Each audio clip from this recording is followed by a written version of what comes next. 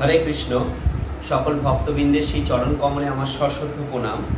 আমরা আজকে আবার উপস্থিত হয়েছি ভগবদ গীতার একটি দিব্য শ্লোক শ্রবণ করার জন্য। কর্মযোগের 21 নম্বর শ্লোক আজকে আমরা শ্রবণ করব। কর্মযোগের 21 নম্বর শ্লোকে ভগবান খুব সুন্দরভাবে বলছেন। কি বলছেন? সকলে আমার সাথে করজোড়ে বলো। যৎ যৎ আচরতি শ্রেষ্ঠ তৎ তৎ এব ইতর জন যৎ প্রমাণম কুরুতে লোক তৎ অনুবর্ততে। ভগবান বলছেন যৎ যৎ যেভাবে যেভাবে আচরতি আচরণ করেন শ্রেষ্ঠ শ্রেষ্ঠ ব্যক্তি তৎ তৎ সেইভাবে এব অবশ্যই ইতর সাধারণ জনমানুষ তিনি যৎ যা প্রমাণম প্রমাণ কুরুতে স্বীকার করেন লোক ও সারা পৃথিবী তত্তা অনুবর্ততে অনুসরণ করেন। ভগবান বলছেন শ্রেষ্ঠ ব্যক্তি যেভাবে আচরণ করেন, শ্রেষ্ঠ ব্যক্তি যেভাবে আচরণ করেন সাধারণ মানুষেরা তার অনুকরণ করে। তাহলে শ্রেষ্ঠ ব্যক্তি মানে যিনি মহান ব্যক্তি, জ্ঞানী ব্যক্তি, বুদ্ধিমান ব্যক্তি অর্থাৎ শ্রেষ্ঠ ব্যক্তি যেমনভাবে আচরণ করেন সাধারণ মানুষেরা তার অনুকরণ করেন। সাধারণ মানুষ মানে কি? আমরা তার অনুকরণ করি, আমরা তার মতো অনুকরণ করার চেষ্টা করি। তিনি যা প্রমাণ বলে স্বীকার করেন, শ্রেষ্ঠ মানুষ যা প্রমাণ বলে স্বীকার করেন সমগ্র পৃথিবী তারই অনুসরণ করে। শ্রেষ্ঠ মানুষ যেটা প্রমাণ বলে স্বীকার করে সমগ্র পৃথিবী তারই অনুসরণ করে। সমগ্র পৃথিবীর জীব, সমগ্র পৃথিবীর মানুষ তারই অনুসরণ করে। খুব সুন্দরভাবে এই শ্লোকে বলছেন ভগবান যে শ্রেষ্ঠ ব্যক্তি যেরকম আচরণ করে সাধারণ মানুষেরা তার অনুকরণ করে। শ্রেষ্ঠ ব্যক্তি মানে মহান ব্যক্তি যেরকম আচরণ করে সাধারণ মানুষেরা আমরা তার অনুসরণ করি। এবং শ্রেষ্ঠ ব্যক্তি যেটা প্রমাণ বলে স্বীকার করেন সমগ্র পৃথিবী তারই অনুসরণ করে, সমগ্র পৃথিবী তাকে অনুসরণ করে। তাৎপর্য বলছেন প্রভুপাদ। কি বলছেন তাৎপর্যে?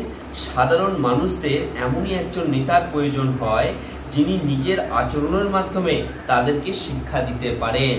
সাধারণ মানুষ মানে আমাদের এমন একজন নেতার প্রয়োজন হয় যিনি তার আচরণের মাধ্যমে জগৎকে এবং শিক্ষা দিতে পারেন। তিনি তার আচরণের মাধ্যমে তাদেরকে শিক্ষা দিতে পারেন। যেমন আমরা বলি কি রাজা কেমন হওয়া উচিত না, রাজা সেরকম হওয়া উচিত যে রাজার কাছ থেকে প্রজারা সুশিক্ষা যাতে পায়। যেমন আমরা দেখতে পাই ভগবান শ্রী রামচন্দ্রের নিয়ম। ভগবান শ্রী রামচন্দ্র নিজের পত্নী সীতা দেবীকে পর্যন্ত বনবাসে পাঠাতে দ্বিধাবোধ করেননি। কারণ প্রজারা কি বলেছিলেন যে সীতা দেবী তিনি যেহেতু নগরের বাইরে ছিলেন তাই তিনি এই রাজ্যে থাকার তার অধিকার নেই। এটা অযোধ্যা রাজ্যের প্রজাদের মুখে এই কথা যখন উঠেছিল তখন রামচন্দ্র নিজের পত্নীকে পর্যন্ত ত্যাগ করতে বনবাসে পাঠাতে দ্বিধাবোধ করেননি। এখানে লিখছেন ওই জন্যে গীতায় কৃষ্ণ বলছেন সাধারণ মানুষেরই এমন একজন নেতার প্রয়োজন হয় যিনি নিজের আচরণের মাধ্যমে তাদেরকে শিক্ষা দিতে পারেন। যে নেতা নিজেই ধূমপানের প্রতি আসক্ত তিনি জনসাধারণকে ধূমপান থেকে বিরত হতে শিক্ষা দিতে পারেন না। যেমন বলছেন যেমন আচরণ আমরা করি, একজন নেতা যেমন আচরণ করেন ঠিক তাকে যারা অনুসরণ করেন তারাও ঠিক সেইভাবে তার অনুসরণ করতে পারে। এখানে লিখছেন কি নেতা যদি ধূমপান করে সে কখনো তার প্রজাদেরকে ধূমপান থেকে বিরত থাকার কথা বলতে পারে না বা এই শিক্ষা দিতে পারেন না। সে নিজে ধূমপান করে, অন্য কাউকে সে ধূমপান থেকে বিরত থাকার কথা উপদেশ দিতে পারেন না। দিলেও সেই কথা তারা শ্রবণ করবে না। কেন? আগে আচরণ করতে হবে, আচরণের মাধ্যমে তুমি জগৎকে শিক্ষা দিতে পারবে। আচরণ হচ্ছে প্রধান বস্তু, মেন বস্তু। এখানে ওই জন্য লিখছেন যে নেতা নিজে ধূমপানের প্রতি আসক্ত তিনি জনসাধারণকে ধূমপান থেকে বিরত হওয়ার শিক্ষা দিতে পারেন না। শ্রী চৈতন্য মহাপ্রভু বলেছেন শিক্ষা দেয়া শুরু করার আগে থেকেই শিক্ষকের সঠিকভাবে আচরণ করা উচিত। শিক্ষা দেওয়া শুরু করার আগে থেকেই। এখানে খুব সুন্দর লিখছেন শ্রীমান চৈতন্য মহাপ্রভু বলছেন শিক্ষা দেয়া শুরু করার আগে থেকে শিক্ষকের সঠিকভাবে আচরণ করা উচিত। যেমন একটা শিক্ষক তিনি তার শিষ্যদের অর্থাৎ ছাত্রদের যে শিক্ষা দান করেন সেই শিক্ষা কেমন হওয়া উচিত না নিজে শিক্ষক আগে সঠিক আচরণ করবে, সঠিক পথে চলবে, তবেই সে তার ছাত্রকে সেই সুশিক্ষা দিতে পারবে। খুব সুন্দরভাবে এখানে বলছেন যে শিক্ষা দেওয়া শুরু করার আগে থেকেই শিক্ষকের সঠিকভাবে আচরণ করা উচিত। এভাবেই যিনি শিক্ষা দেন তাকে বলা হয় আচার্য অথবা আদর্শ শিক্ষক। তাই জনসাধারণকে শিক্ষা দিতে হলে শিক্ষককে অবশ্যই শাস্ত্রের আদর্শ অনুসরণ করে চলতে হবে। যদি আমরা জনসাধারণকে শিক্ষা দিই তাহলে কি করতে হবে? শিক্ষককে কেমন হতে হবে? শাস্ত্রের আচরণ অনুসরণ করে তাকে শিক্ষা দিতে হবে। খুব সুন্দর লিখছেন এখানে লিখছেন না যে পুঁথিগত বিদ্যা অনুসরণ করে বা এই জগতের পুস্তক অনুসরণ করে, তা না। কি লেখা হচ্ছে? শাস্ত্রের রীতিনীতি, শাস্ত্রের বিধান অনুসরণ করে, শাস্ত্রের শিক্ষা অনুসরণ করে শিক্ষককে অবশ্যই জনসাধারণকে শিক্ষা দিতে হবে। তাহলে এটা যদি আমরা বুঝি, এখনকার জগতে অর্থাৎ এই সমাজে নেতাদেরকে সেইভাবে চলা উচিত। কিভাবে না, শাস্ত্র অধ্যয়ন করতে হবে, শাস্ত্র অধ্যয়ন করে সেই সুশিক্ষা অর্জন করে সেইভাবে দেশকে পরিচালিত করতে হবে। এটা গীতার বাণী, এটা আমার বা তোমাদের মন গড়া কোনো কথা না। গীতায় বলছেন কৃষ্ণ যে জনসাধারণকে শিক্ষা দিতে হলে শিক্ষককে অবশ্যই শাস্ত্রের আদর্শ অনুসরণ করে চলতে হয়। কেউ যদি শাস্ত্র বহির্ভূত মন গড়া কথা শিক্ষা দিয়ে শিক্ষক হতে চায় তাতে কোনো লাভ হয় না। যদি কেউ মন গড়া কথা দিয়ে শিক্ষক হতে চায় তাতে কোনো লাভ হয় না, বরং ক্ষতিই হয়।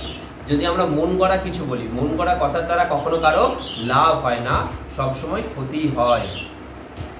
মনুসংহিতায় এই ধরনের শাস্ত্রে ভগবান নিখুঁত সমাজ ব্যবস্থা গড়ে তোলার শিক্ষা দিয়ে গেছেন। কারণ আমরা সবাই জানি মনুসংহিতা এমন একটি শাস্ত্র, সেই শাস্ত্রে সমস্ত ন্যায়, সমস্ত নীতি, ধর্মের কথা বিশেষভাবে উল্লেখ করা আছে।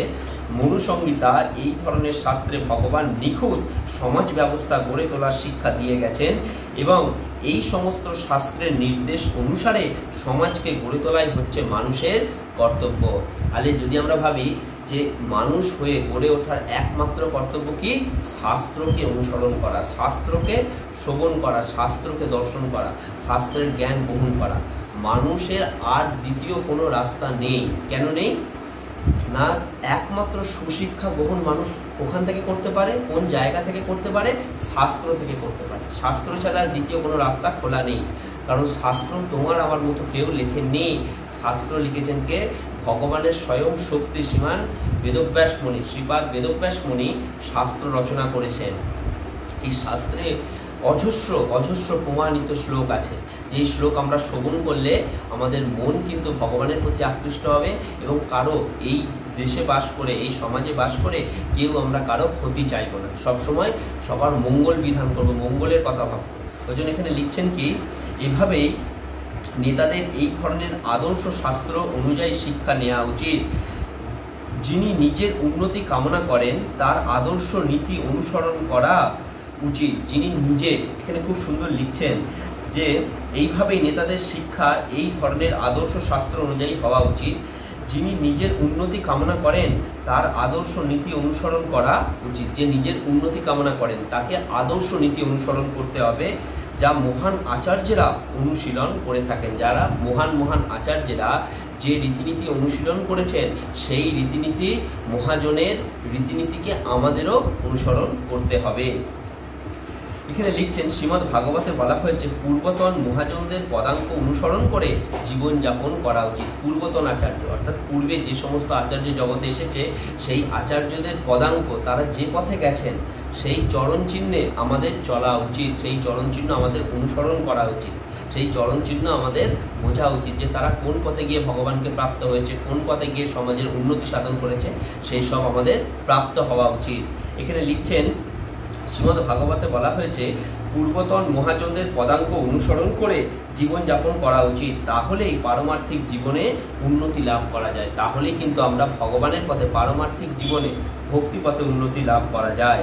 রাজা, রাষ্ট্রপ্রধান, পিতা ও শিক্ষক হচ্ছেন স্বাভাবিকভাবেই নিরীহ জনগণের পথপ্রদর্শক। খুব সুন্দর বলছেন, কি বলছেন? রাজা, রাষ্ট্রপ্রধান, পিতা ও শিক্ষক হচ্ছেন স্বাভাবিকভাবেই নিরীহ জনগণের পথপ্রদর্শক। যেমন রাজা, সে কার পথপ্রদর্শক? তার রাজ্যের সমস্ত প্রজাদের। তারপরে লিখছেন কি, রাষ্ট্রপ্রধান, একটা রাষ্ট্রের যিনি হেড, প্রধান, তিনি গোটা রাষ্ট্রের যত লোক আছে তাদের কিন্তু প্রধান তিনি। তাহলে তিনি যেমনভাবে আচরণ করবে রাষ্ট্রের লোকজন সেইভাবে আচরণ করবে। পিতা, পিতা কেমন হওয়া উচিত? না পিতার কাছ থেকে তার সন্তান সুশিক্ষা পায়, তার পরিবারের লোকজন সুশিক্ষা পায়, তার পিতাকে আদর্শ হওয়া উচিত, আদর্শ পথ অনুসরণ করা উচিত। শিক্ষক। শিক্ষক কি না, যিনি ছাত্রদেরকে পড়াশোনা করেন, সুশিক্ষা দান করেন, যোগ্য বুদ্ধি দান করেন, যোগ্য জ্ঞান দান করেন। তাহলে শিক্ষক কেমন হওয়া উচিত? শিক্ষক যেন ধর্মীয় পুস্তক পড়ে নিজের ধর্ম সম্পর্কে জ্ঞান আরোপ করে এবং সেই আদর্শ পথে চলে এবং তার ছাত্রদের সেই আদর্শ শিক্ষা দান করে। এখানে ওই জন্য লেখা হচ্ছে যে স্বাভাবিকভাবেই নিরীহ জনগণের পথপ্রদর্শক জনসাধারণকে পরিচালনা করার মহৎ দায়িত্ব তাদের উপর ন্যস্ত করা হয়েছে। জনসাধারণকে পরিচালনা করার মহৎ দায়িত্ব, মহান দায়িত্ব একমাত্র এদের উপর ন্যস্ত করা হয়েছে। রাজা, রাষ্ট্রপ্রধান, পিতা, শিক্ষক এদের উপর দেয়া হয়েছে। তাই তাদের উচিত শাস্ত্রের বাণী উপলব্ধি করে শাস্ত্রের নির্দেশ অনুসারে জনগণকে পরিচালিত করা। তাই তাদের উচিত কি, শাস্ত্রের বাণী নিজেকে গ্রহণ করে, নিজেকে শাস্ত্রের মধ্যে আদর্শ তৈরি করে, সেই শাস্ত্রের জ্ঞান গ্রহণ করে নিজেকে আদর্শ তৈরি করে শাস্ত্রের নির্দেশ অনুসারে জনগণকে পরিচালিত করা, এক আদর্শ সমাজ গড়ে তোলা। শুধু তাই নয়, এইভাবে যখন পরিচালিত করবে একটা সুষ্ঠু, নিষ্ঠাবান, জ্ঞানবান আদর্শ সমাজ গঠন হবে। এটি কোনো কঠিন কাজ নয়, কিন্তু এর ফলে যে সমাজ গড়ে উঠবে তাতে প্রতিটি মানুষের জীবন সার্থক হবে। তাহলে এখানে খুব সুন্দরভাবে বলছেন, যদি এই জগতের, এই পৃথিবীর, এই সমাজের রাজা তিনি যদি জ্ঞানবান হয়, শাস্ত্রের জ্ঞান গ্রহণ করে, রাষ্ট্রপ্রধান তিনি যদি শাস্ত্রের নির্দেশ গ্রহণ করে, নির্দেশ মেনে চলে, সমাজের শিক্ষক তিনি যদি এই ভগবানের দিব্য শাস্ত্রের নির্দেশ মেনে চলে এবং যেই পরিবারে আমরা জন্মাচ্ছি, পিতা মাতা এরা যদি শাস্ত্রের নির্দেশ মেনে চলে, তাহলে কিন্তু একটা সুন্দর সমাজ গড়ে উঠবে, আদর্শ সমাজ গড়ে উঠবে। এবং সেই সমাজ কেমন হবে? এর ফলে কোনো মানুষ অধপতিত হবে না, প্রত্যেকটি মানুষের জীবন হবে সার্থক এবং সাফল্যমণ্ডিত। তাই এই শ্লোকটা খুব মাহাত্ম্যপূর্ণ শ্লোক। গীতায় প্রত্যেকটা শ্লোক মাহাত্ম্যপূর্ণ। এই শ্লোকটা খুব সুন্দরভাবে ভগবান আমাদেরকে বোঝালেন এই শ্লোকের মাধ্যমে। তাই এই শ্লোক শ্রবণ করার জন্য সকলকে অসংখ্য ধন্যবাদ। আমরা প্রতিদিনই ভগবদ্গীতার এক একটি শ্লোক আপনাদের কাছে উপস্থাপন করি, তাই সকলকে অসংখ্য ধন্যবাদ এই ভিডিওগুলো দেখার জন্য। তাই সকলে মিলে একবার উচ্চস্বরে ভগবানের নাম কীর্তন করব। হরে কৃষ্ণ কৃষ্ণ কৃষ্ণ হরে হরে, হরে রাম রাম রাম হরে হরে।